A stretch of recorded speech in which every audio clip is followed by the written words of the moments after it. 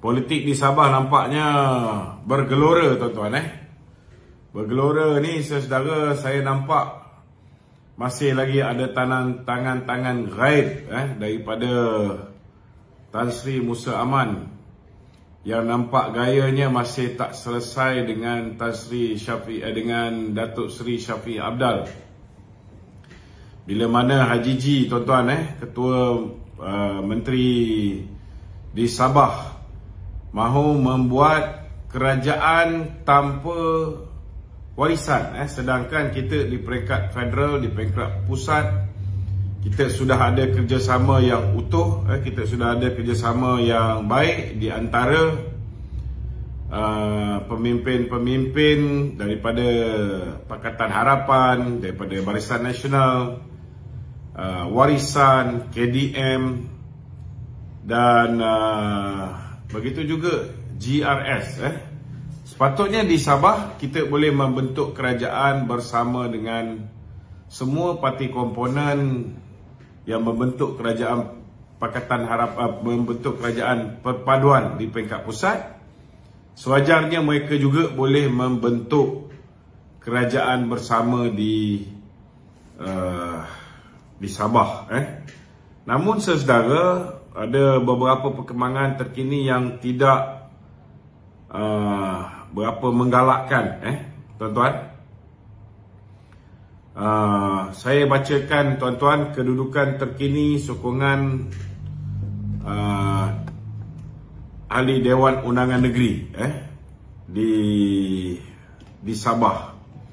Ramai tak tahu punca antara kita bermasalah di Sabah ni ialah kerana kesilapan kita memasuki pilihan raya negeri dengan mengadakan kerjasama dengan Bersatu. Kita pun tahulah perangai Bersatu ni sentiasa tikam belakang kita. Dan walaupun mereka mengatakan bahawa sekitar Oktober yang lepas mereka telah keluar daripada Bersatu, namun hakikat dan realitinya, saudara, hubungan di antara pemimpin Bersatu di Sabah dengan pemimpin Bersatu yang kononnya mereka dah tinggalkan parti ni, sebenarnya belum selesai, tuan-tuan. Contohnya hari ini kita lihat Datuk Seri Hamzah Zainuddin, Syusa Agung Bersatu, telah sampai ke Sabah malam ni untuk membantu Haji G untuk terus menjadi Ketua Menteri di Sabah. Itu sebab kita tak boleh percaya walaupun Haji G dan kawan-kawan yang lain ini mengatakan mereka telah meninggalkan Bersatu, namun hakikatnya jiwa mereka masih lagi bersama dengan Perikatan Nasional. Mereka masih lagi together. Cuma taktikal untuk mengelakkan daripada Haji G hilang kuasa sebagai Ketua Menteri, mereka bak kata orang itu, mereka telah mengisytiharkan mereka meninggalkan Bersatu. Namun hari ini kita lihat Haji G telah mengarahkan Setiausaha Kerajaan Negeri untuk langgar protokol dengan menyambut Hamzah Zainuddin keluar daripada bilik VIP tadi di Airport Sabah.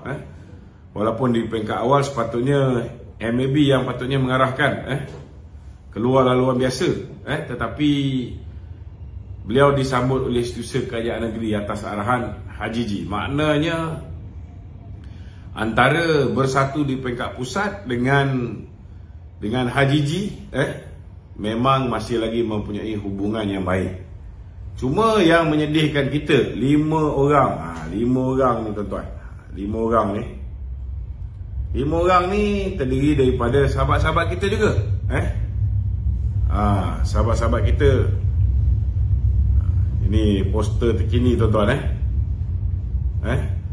Antaranya YB yang lompat parti, yang menyebabkan kerajaan Tan Sri Musa Aman dulu runtuh dan digantikan dengan Shafie Apdal.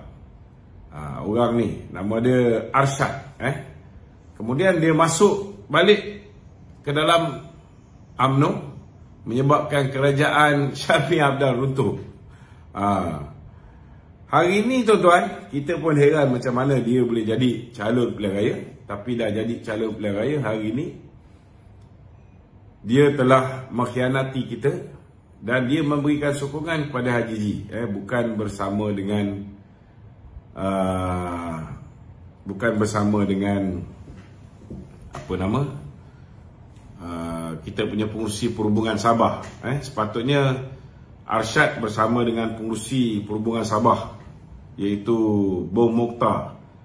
Tetapi beliau, Shah Helmi, kemudian Jasni dan James, begitu juga dengan Yusof Yaakob.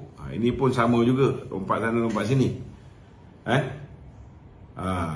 Mereka ini telah memberikan sokongan kepada Haji G. Kalau nak ikutkan, saudara, kalau misalnya 5 orang ini tidak mengkhianati, kalau 5 orang ini tidak mengkhianati, kita ada 40 orang yang bersedia untuk menyokong Datuk Seri Bong Mokhtar sebagai Ketua Menteri yang baru. Tuan-tuan kena faham, hari ini kedudukan di Sabah, yang memberikan SD kepada Bong Mokhtar daripada BN ada 13 orang. Sepatutnya 18. Sepatutnya 18. Warisan juga telah memberikan SD untuk mengangkat Datuk Seri Bong Mokhtar sebagai Ketua Menteri Sabah yang baru, selepas Haji G melanggar perjanjian di antara Barisan Nasional dengan GRS, yang mengumumkan bahawa beliau akan melakukan rombakan kabinet. Dan sebelum itu sepatutnya ketua-ketua JLC ni mesti mendapat persetujuan bersama, tetapi Datuk Seri Saleh Sheikh Keruak telah digugurkan daripada Khazanah Sabah. Jadi ini menyebabkan berlakunya penarikan daripada MP-MP Barisan Nasional kepada Haji G selaku Ketua Menteri. Dan kita juga dapat maklumat hari ini juga KDM juga telah pun menarik sokongan terhadap Haji G. Jadi hari ini Bong Mokhtar mendapat sepatutnya 18, tetapi disebabkan pengkhianatan 5 orang daripada UMNO, ada setengah tu sekejap UMNO, sekejap tak UMNO, sekejap UMNO, sekejap tak UMNO. 5 orang pengkhianat ini telah menyebabkan kita tidak boleh membentuk kerajaan.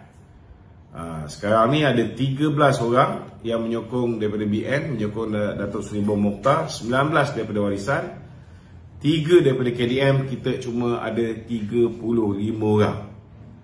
Yang menyedihkan kita, tuan-tuan, yang menyedihkan kita, Haji G mendapat 20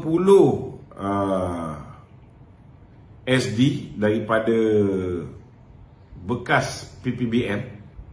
Dia orang ni betul bekas PPBM ke ataupun kata dah keluar PPBM tetapi taktikal saja.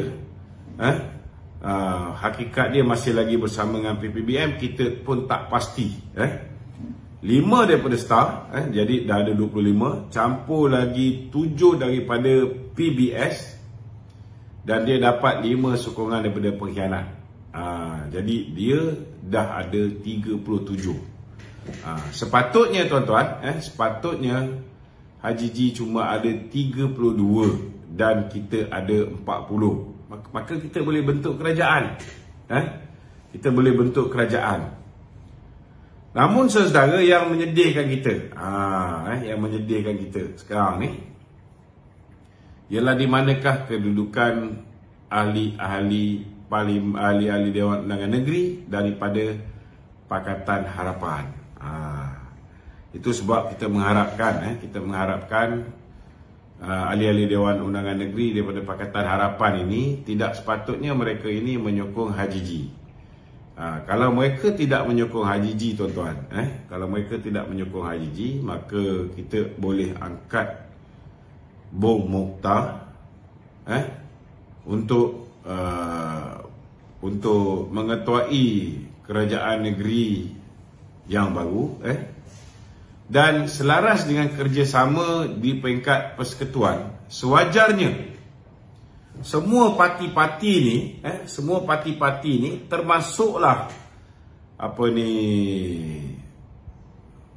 yang memanggil diri mereka GRS ini, mereka pun sepatutnya berada di dalam kerajaan. Itu sebab saya mengharapkan pada hari Isnin ini, kita harap Yang Amat Berhormat Perdana Menteri yang akan pergi ke Sabah, kita harap beliau dapat menyelesaikan kemelut politik di Sabah, dan kita harap di Sabah dapat membentuk kerajaan unity government ataupun kerajaan perpaduan. Sepatutnya hari ini, kalau nak diikutkan di peringkat pusat, semua yang berada dalam Dewan Undangan Negeri Sabah, mereka juga berada di dalam kerajaan perpaduan. Maknanya di Sabah tidak sepatutnya ada pembangkang. Tidak sepatutnya ada pembangkang. Jadi saya mengharapkan bila Datuk Seri Anwar Ibrahim datang ke Sabah pada hari Isnin ni, beliau dapat menyelesaikan kemelut politik di Sabah ini. Kita harap semua orang akan berada di dalam kerajaan negeri Sabah. Jangan biarkan Haji G membenarkan supaya kerajaan Sabah berbeza dengan kerajaan persekutuan. Takkan di Sabah, di federal, warisan bersama dengan kita, tetapi di negeri Sabah warisan nak ditolak tepi. Dan sekarang ini, kalau tidak kerana adanya Barisan Nasional, kerajaan persekutuan pun tak dapat dibentuk. Tapi takkan Barisan Nasional nak menjadi pembangkang di Sabah. Jadi ini kita serahkan kepada kebijaksanaan Perdana Menteri bila beliau turun, insya-Allah, bila beliau turun di Sabah pada hari Isnin ni, saya haraplah beliau dapat buat dipanggil perundingan dan akhirnya akan ada win-win situation. Kita harap semua pihak akan berada di dalam kerajaan. Tidak ada lagi Ketua Menteri yang sesuka hati nak buang orang sana, buang orang sini. Dan kita harap tidak ada lagi orang yang mengkhianat secara senyap-senyap ni. Ini penting tuan-tuan. Ini penting kerana kita sudah pun membentuk kerajaan secara bersama di peringkat persekutuan. Tak sepatutnya di peringkat negeri Sabah tiba-tiba warisan menjadi pembangkang, sedangkan kita bersama dengan warisan di persekutuan. Dan sekarang ni Haji G nak jadikan BN pula menjadi pembangkang di Sabah. Ini tak boleh, tak sepatutnya berlaku. Saya nampak sekarang ni sebenarnya Haji G pun tak ada masalah dengan Datuk Seri Shafie Apdal, tetapi kalau kita lihat antara 4 orang daripada 5 orang UMNO yang daripada 5 orang UMNO yang tidak bersama dengan Datuk Seri Bong Mokhtar ni, 4 daripada mereka, kecuali Yusof Yaakob ni, kita pun tak tahu dia ni belah mana. 4 daripada mereka itu semua adalah orang-orang Musa Aman dulu. Jadi nampak gayanya pertelingkahan antara Musa Aman dengan Shafie Apdal ni masih lagi belum selesai. Kebarangkalian ini saudara, ada juga kaitan dengan perlantikan TYT. Kalau kita lihat Haji G cuba nak meletakkan Musa Aman sebagai TYT yang baru, tetapi malangnya baru-baru ini TYT yang lama dikekalkan sebagai tuan yang terutama negeri Sabah kembali dilantik semula. Jadi ini antara apa yang berlaku di Sabah. Kita harap dalam masa terdekat ini, bila mana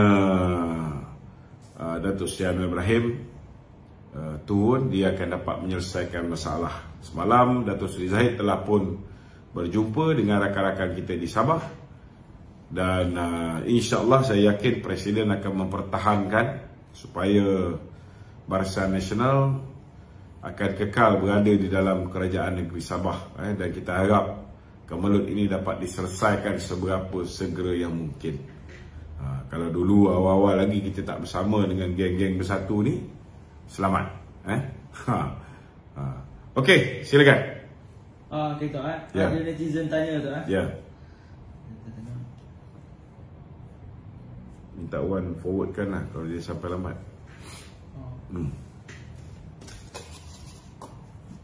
Netizen tanya Tok, sekarang ni Bung nak mengulangkan Haji. Sekarang sebab apa?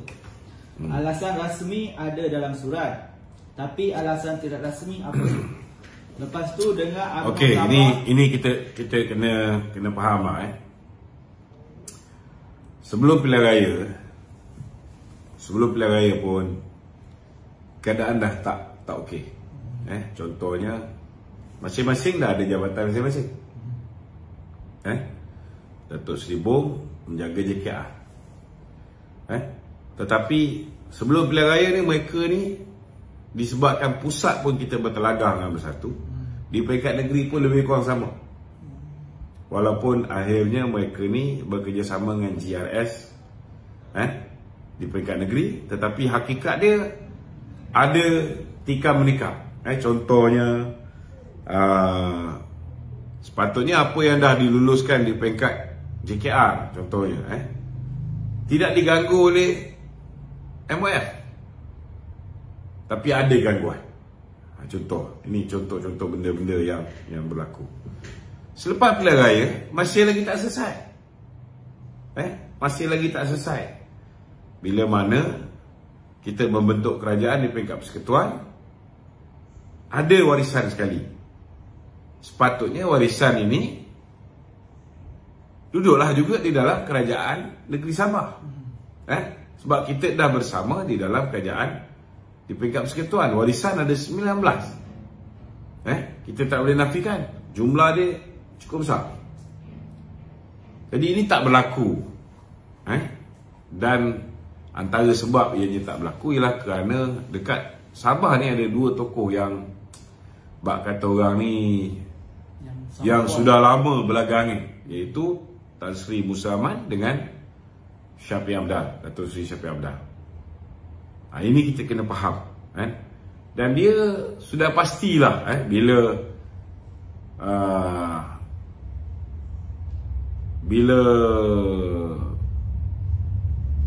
apa ni, siapa nama?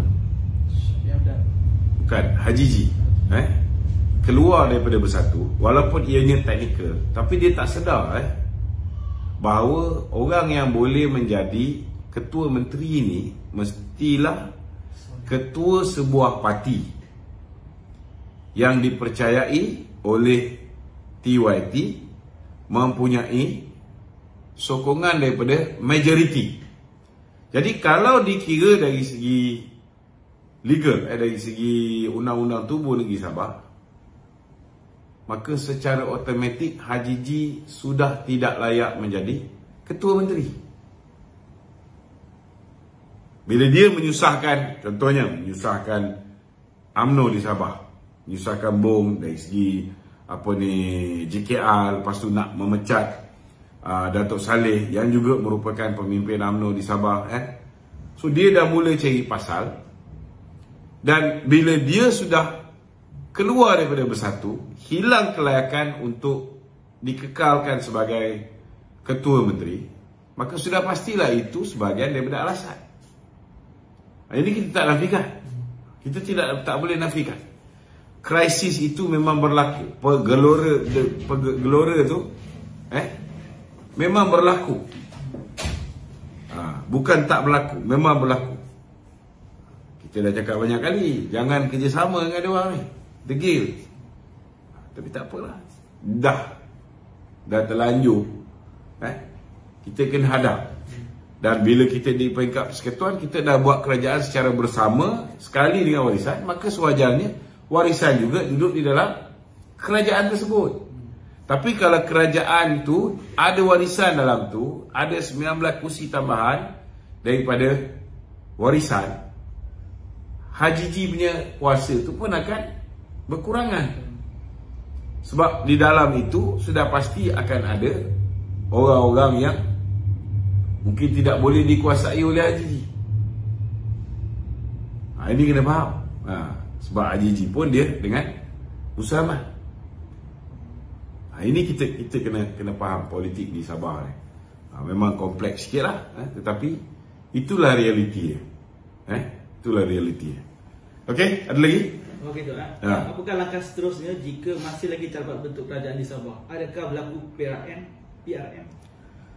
Kita harap tidak sampai ke tahap perlu PRN. Kerana kalau buat PRN pun tak selesai masalah. Sebab bila kita nak mengagihkan kursi, kita kena agihkan kursi dengan semua parti politik di Sabah. Faham tak? BN tak boleh go solo dah. Sebab kita sudah bersama di peringkat persekutuan. Bersatu mungkin boleh go solo sebab dia tidak berada dalam kerajaan di peringkat persekutuan. Tetapi HJJ dan lagi lebih kurang 20 orang ni mengatakan mereka sudah tidak bersama dengan Bersatu. Tapi kalau tak bersama dengan Bersatu, Hamzah datang tolong dia lagi. Kita bukan bodoh. Kita tahu hubungan mereka ni baik. Jadi ini realiti apa yang berlaku di Sabah. Okey, ada lagi? Ada lagi? Tok, ni daripada Sabah. Saya tak pasti sama dia dah jawab belum. Apa tindakan yang akan dikenakan terhadap 5 adun yang ingkar arahan? Okey. Sekiranya 5 adun ini melanggar disiplin parti dengan tidak mengikut ketua parti. Kena ingat di Sabah ni status ketua perhubungan UMNO Sabah. Ini kena faham Ketua perhubungan UMNO Johor, ketua perhubungan UMNO Melaka, ketua perhubungan UMNO Selangor. Tapi Sabah bukan ketua perhubungan. Sabah ialah UMNO Sabah. Sabah dia ada otonomi. So kalau lawan dengan ketua UMNO Sabah ataupun pengurusi BN Sabah, maka mereka kena berhadapan dengan tindakan disiplin parti.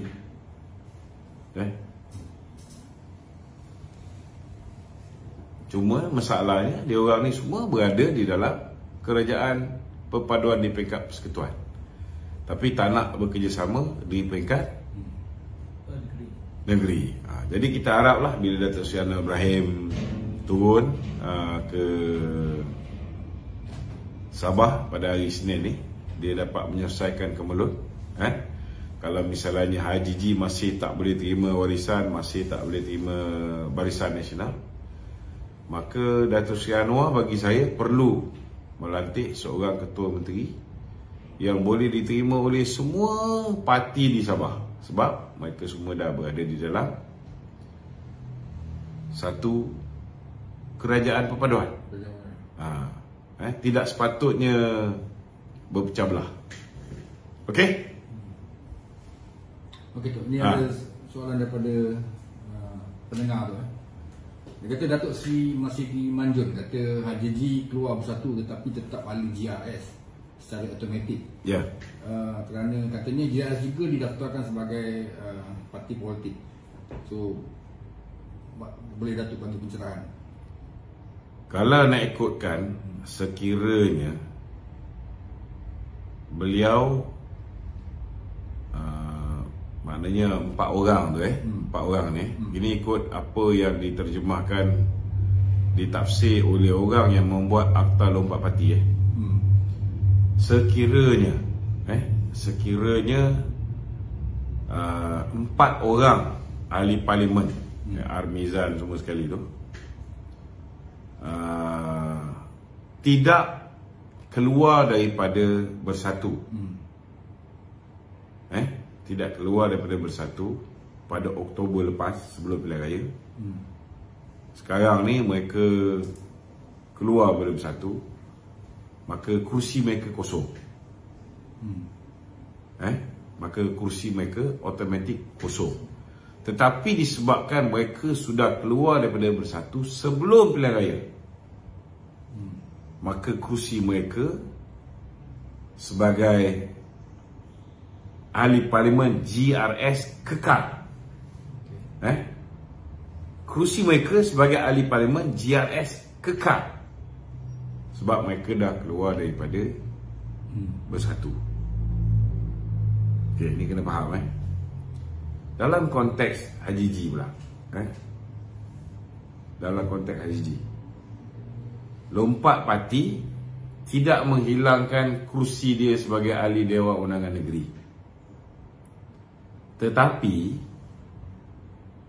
Tetapi untuk dia menjadi Ketua Menteri,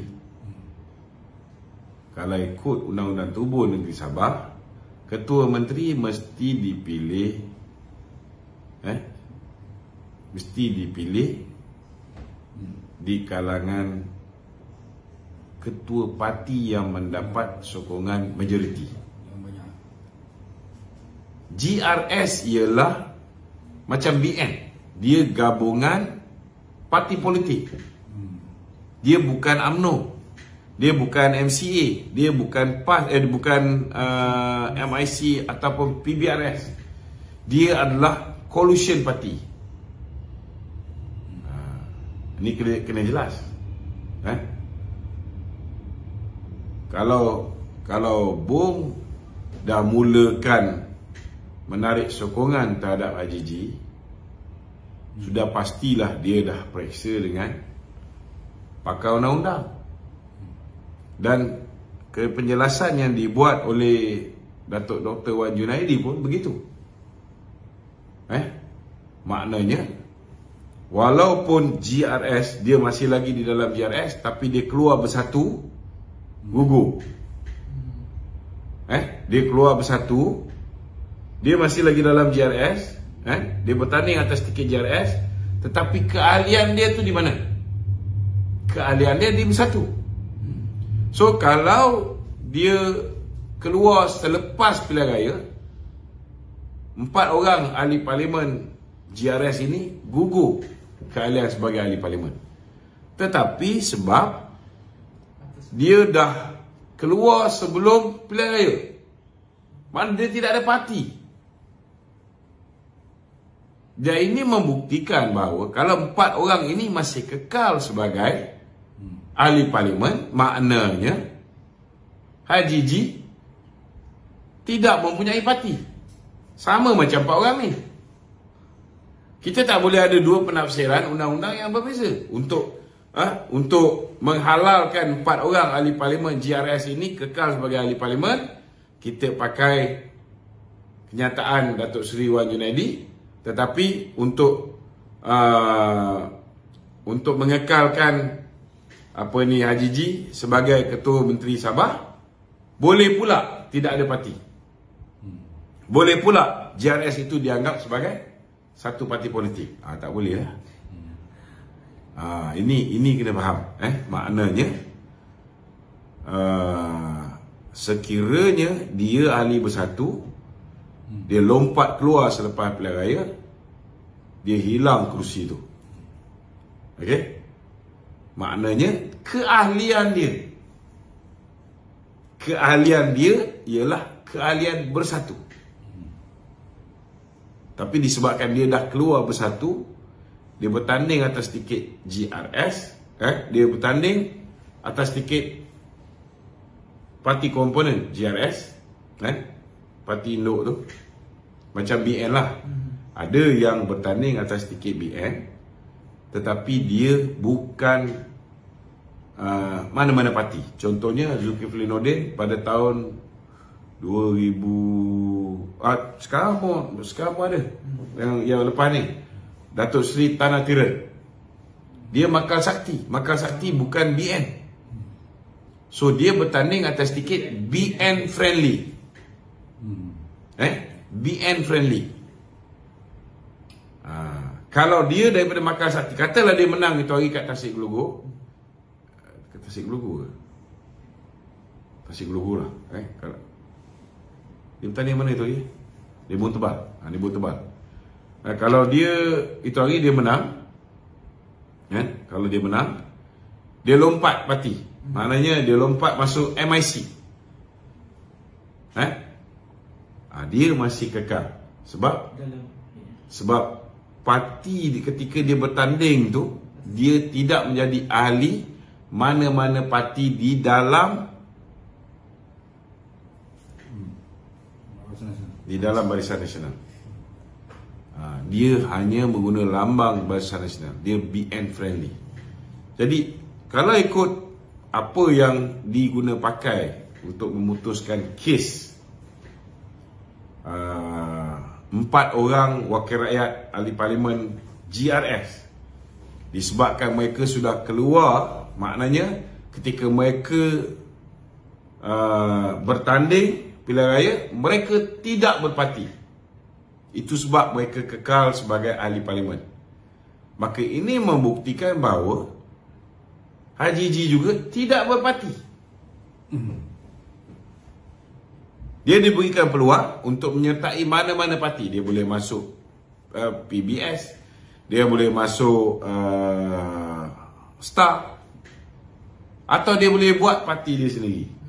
Dia tak buat. Maka kalau ikut undang-undang tubuh di Sabah, dia tidak layak untuk menjadi ketua menteri. Sebab dia nak melantik seorang ketua menteri mestilah daripada ketua parti yang mendapat sokongan majoriti ahli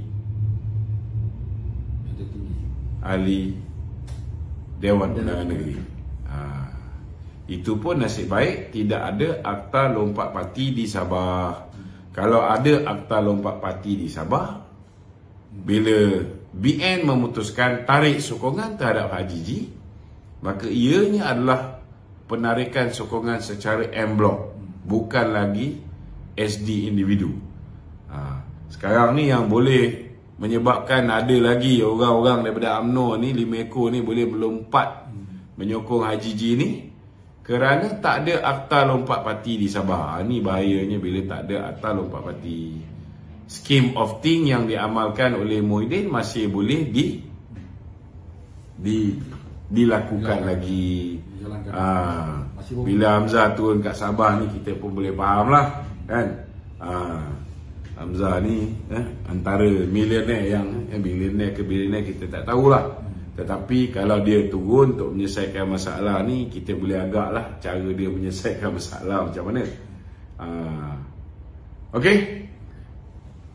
Tu apa akan jadi kalau hari itu BN tak bertanding langsung dekat Sabah seperti mana Sarawak?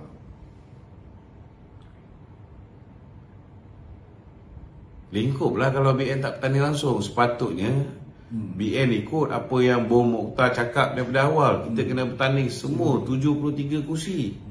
Kalau kita bertanding semua 73 kursi, memang betul lah kita tak boleh menang semua.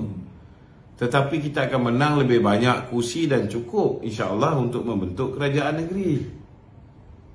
Berapa ramai penyokong-penyokong kita buntu pergi ke pusat pembangunan undi, tak tahu nak pakai apa. BN lambang dacing tu tak ada. Ramai orang. Sabah ni dia lain sikit.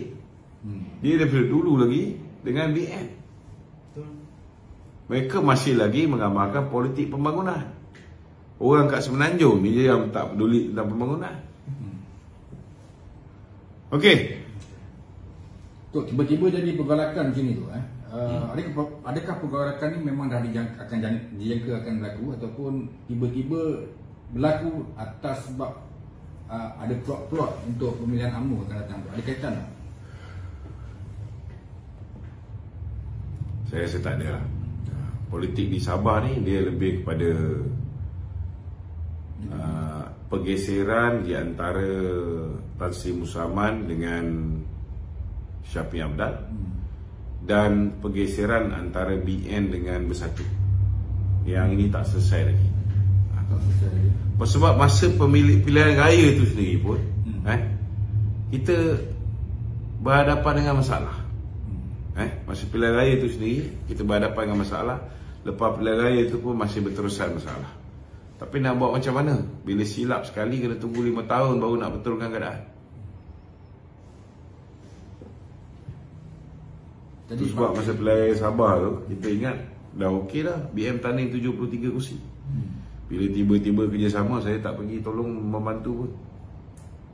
Sebab saya dah nampak lah Belanda ni bakal datang, kan? Kita kerjasama dengan Muhyiddin, jahanam lah. Okey, ada lagi? Tak, jadi Tok sampai bila Tok? Macam mana nak selesaikan Tok kemudian ni? Selesaikan ni insyaAllah bila Datuk Seri Anwar Ibrahim turun hari Isnin ni, kan? Mungkin ada penyelesaian. Kita harapkan supaya bila semua parti politik di Sabah ni dah duduk di dalam kerajaan perpaduan di peringkat persekutuan, maka Datuk Seri Anwar Ibrahim kena pilih seorang ketua menteri yang boleh mengambil semua sekali parti politik di Sabah tu duduk di dalam kerajaannya. Maknanya there won't be any opposition in Sabah. Zero opposition di Sabah. Kerajaan tu mesti akomodat semua orang. Sepatutnya begitulah. Okey, ada lagi? Kalau misalnya Haji Ji tak nak ikut, dia kena jadi pembangkang. Masuk bersatu balik lah. Dia pun tak ada parti.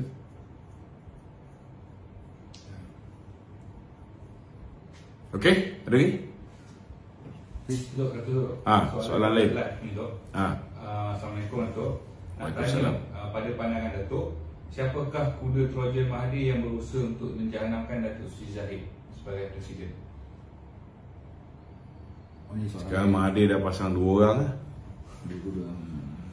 Dia dah ada 2 kuda lah. Satu kuda dia Syamuddin Tun Rusyid. Satu lagi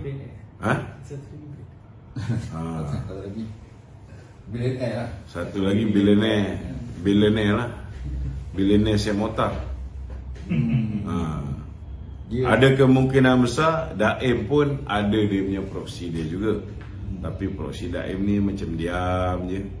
Betul tak? Belum lagi membuat sebarang announcement. Kita tunggu dah lihat. So Datuk rasa Zahid tahu tak gerakan itu? Yang pasti KJ juga dia sebahagian daripada dia. Cuma kita tak pasti KJ ni nak bertanding timbalan ke, atau last sekali dia chicken out, dia bertanding naik. Possible juga, kan? Dia asal orang suruh bertanding ketua timbalan, dia pun kata dia nak pergi ketua timbalan. Jadi semua orang dah pergi ketua timbalan, dia tengok naik tak apa, nak ada orang yang lebih bawah, dia masuk, confirm dia landing.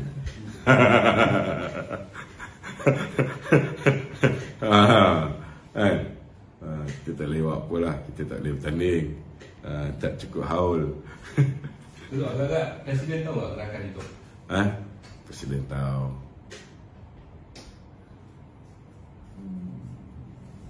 Okey, soalan lain. Carilah soalan yang panas sikit. Untuk semalam untuk cerita yang SPRM apa cerita? Yang tangkap CEO diorang tu. So sekarang ni diorang ni dah didakwa ke ataupun dalam proses penyiasatan? Siasatan, belum dakwa lagi. Bila diorang ni disiasat, maka kita akan tahu jam tangan mewah itu diberi pada siapa. Yang ada kuasa bukan diorang cuma perantara. Kena tahu. Kan? Adam tu mungkin dia collect 3 hingga 5% untuk projek-projek 50 hingga 500 juta. Tapi dia collect masuk ke dalam akaun parti tertentu. Nama akaun parti belum tentu semua masuk akaun parti. Ada yang masuk duit ke dalam ketua parti. So tunggulah siasatan SPRM. Bila siasatan SPRM dah selesai, maka yang terlibat betul-betul tu akan didakwa di mahkamah. Kena faham tu? Soalan tu contohlah, kalau sebuah syarikat dapat job daripada kerajaan, dia dah buat job tu, lepas tu dia menyumbang kepada salah satu parti yang ada dalam kerajaan, adakah salah ke macam mana? Tentang politik.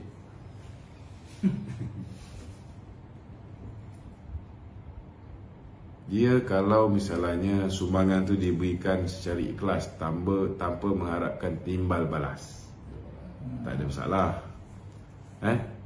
Tetapi kalau ada arrangement, Maknanya dia bagi job tu ada certain percentage untuk dia sumbang kepada tu. Itu dah rasuah lah.